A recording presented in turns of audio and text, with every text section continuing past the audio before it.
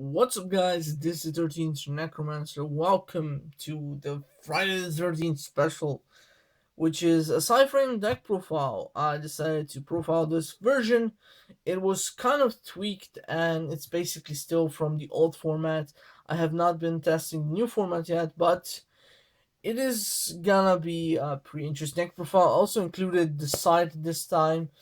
And yeah, let's just get into it. I've recorded this once.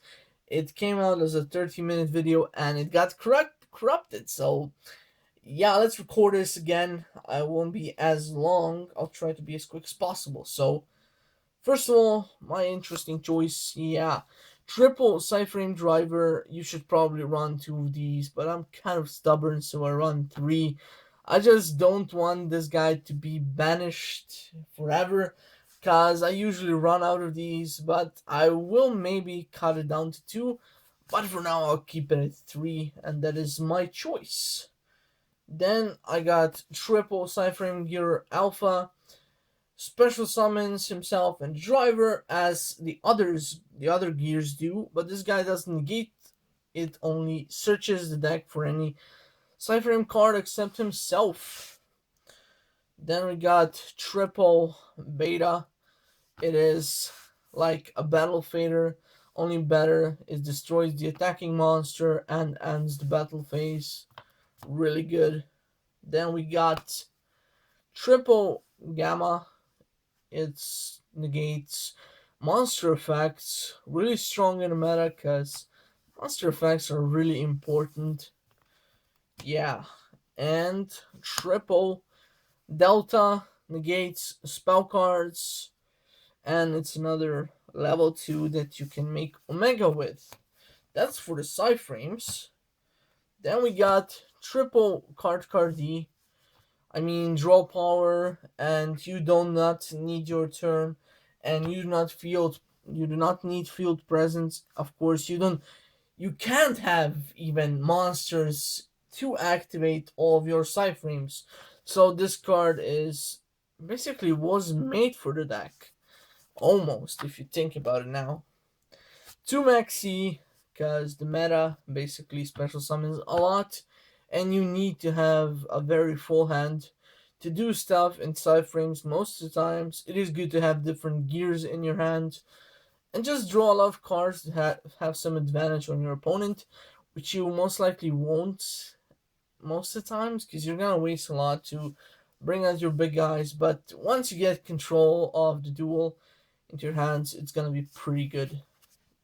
Then for the engine, that is not, of course, my creation, but I like to run it more than I like wind up rabbits. It is, of course, Kinka-Byo and Mystic Piper.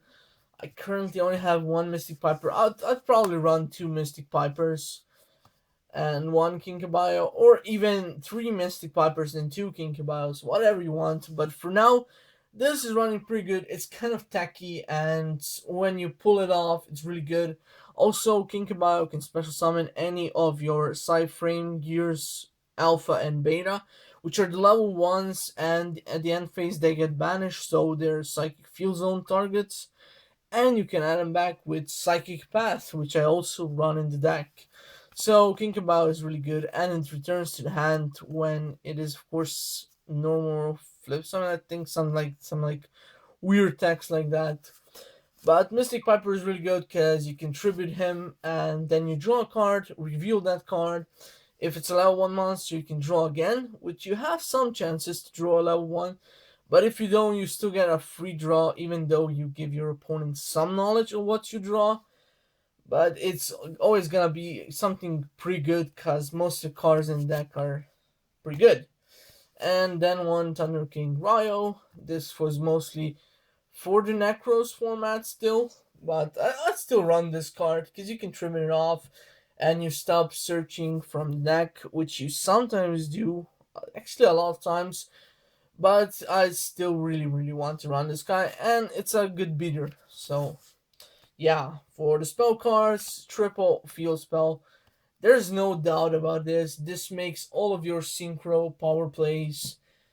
It allows your PSY-Frame gears and the driver to evolve into the big synchros that you want to make. Black Rosing on your opponent's turn is always gonna be good, and it's overall just a good trap card, spell card, and you almost never lose this card because you can get it back with PSY-Framelord Zeta. You can get it back with Omega.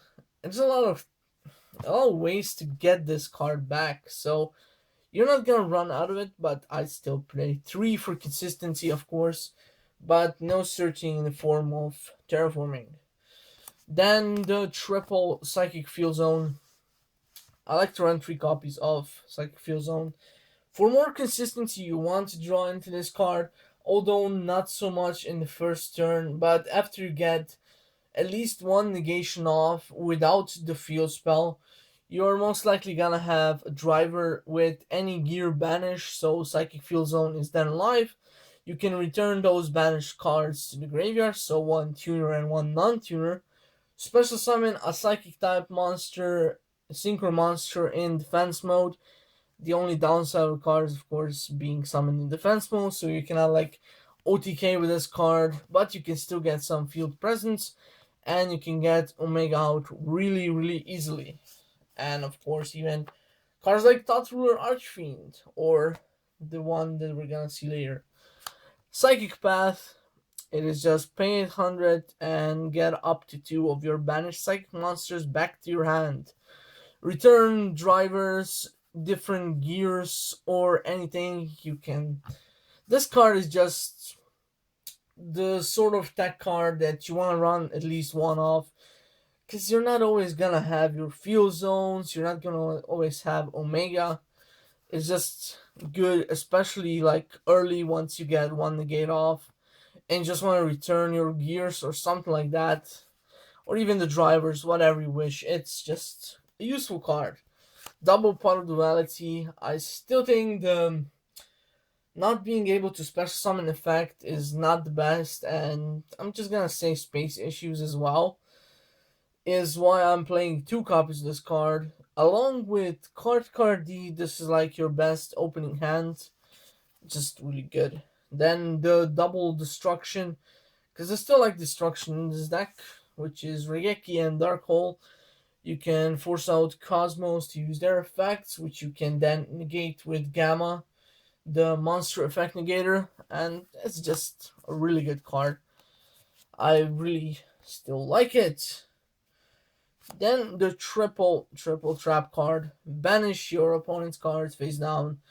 It's just very, very amusing to see your opponent have like triple Farm Girl banished face down or triple Dante banished face down. And they basically lose their trump cards. This card can also be banished from your graveyard, except during the turn of send there, to search out your deck for any PSY-Frame card except this card. You can loop this card with Omega's effect on your opponent's standby phase. It is just a really good card. I mean, banish one PSY-Frame from your hand or your side of the field. You can sometimes banish the Synchro as well. So banishing those is the cost to activate this card, and then you banish an opponent's card face down. The card on the field is you can banish even your own cards. I remember one time I actually had to banish my Kinka-Byo. That was Effect Veiled, which is really annoying. But I guess I did it. So 2 breakthrough skill. My favorite effect negation card. Still want to play this card. I'd really rather play this card over Fiendish Chain, and it's just the double usage for this card is just really good. It's always gonna be good. And then Solemn Warning, the most staple-ish card in every deck I play, and I guess the newer attack. Time Space Trap Hole, probably gonna use it in every deck that I do. It's just the trap of the format, I think. Alright, then we're gonna go for the extra deck because it's pretty simple. Black Rose. I was playing 2 copies of this card at first. I think 1 is enough. You're probably gonna resolve only 1. So yeah, and then for the other level 7s that you can make, Michael, Clearwing, Yazi, Ancient Fairy, those are the main ones. And then the two PSY-Framelord Zetas. Banish him, banish a special summon attack position monster your opponent controls until your next standby phase, and if he's in the graveyard, you can return him and one other PSY-Frame card from your graveyard to your hand, so you can get back the field spell, as well as any of the used gears that might have ended up in the graveyard or was sent there by Field Zone, and just add them to your hand for later use, and he can just return to the extracts, so 2 is gonna be enough there. And of course, double PSY-Framelord Omega, the one of the newest and best generic rank level 8 synchros in the game, even though I don't think it was meant to be that, but it simply became that. Just PSY-Framelord Omega and its abusability in decks such as Infernoids and especially Zombies. That is just mental how that card is good in that deck. And of course PSY-Frames. So you can banish him and one random card from your opponent's hand until your next standby phase. That means that you get to just randomly pick one card from your opponent's hand, and you get to see the card because it banishes face up, not like the trap card.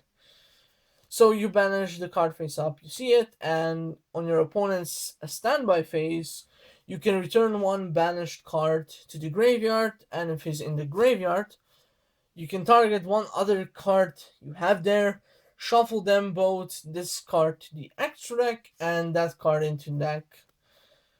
You're mostly not gonna shuffle any other extract monsters, especially not Zeta, because he has his own good effect. And then for the next Psychic type Exceed monster, of course, Hot Red Dragon Archfiend. I think this will become better now that we have more targeting effects from decks such as Matter Specters. That's gonna target, and this card is just gonna pay 1,000 to stop that. And it's a Psychic Field Zone target. Then for the other generics, Crimson Blader, really good. Stardust Dragon, Scrap Dragon, and for the time being, Hot Red Dragon Archfiend, which is gonna be replaced by Scarlet. Whatever, Scarlet Archfiend, Scarlet Dragon is just a really good card. It does basically the same as him, but burns, which can really help in any deck. And yeah, the last X-ray card is Overmind Archfiend. So you can only make this card with Psychic Field Zone, and you can return your PSY-Framelord Omega and a level 1 gear, or PSY-Framelord Zeta and a level 2 gear. So you only need to complete the levels. You do not need to complete the requirements to summon this card, which is why it's such a good card. I run this over Hyper Psychic Blaster. It just has a better effect, and it's still a 3,000 monster, 3,000 defense monster. Alright, last thing is the side deck. I play double Doom Caliber Knight.